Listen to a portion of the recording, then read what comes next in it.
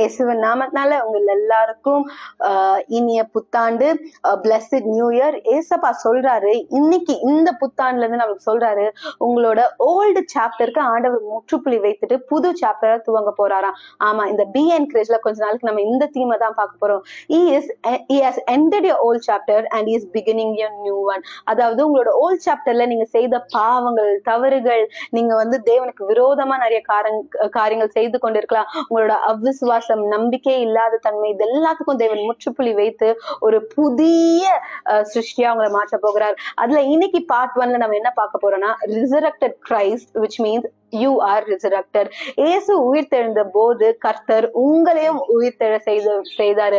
அவரை ஒரு டூம்புக்குள்ள போட்டு அடைச்சிட்டாங்கல்ல, ஆனா 3ஆம் நாள் அவர் உயிர் தெழுந்தாரு. நீங்க செய்த பாவங்களோ இல்ல அவிசுவாசம் உங்களை அப்படி ஒரு டூம்புக்குள்ள போட்டு அடைச்சிட்டாங்க அப்படின்னா, இயேசு எப்படி உயிர் தெழுந்தாரோ அதே மாதிரி நீங்களும் அந்த ஒரு டூம்ல இருந்து வெளியில கர்த்தருக்குள்ள அவருக்கு சாட்சியா இருக்க போறீங்க.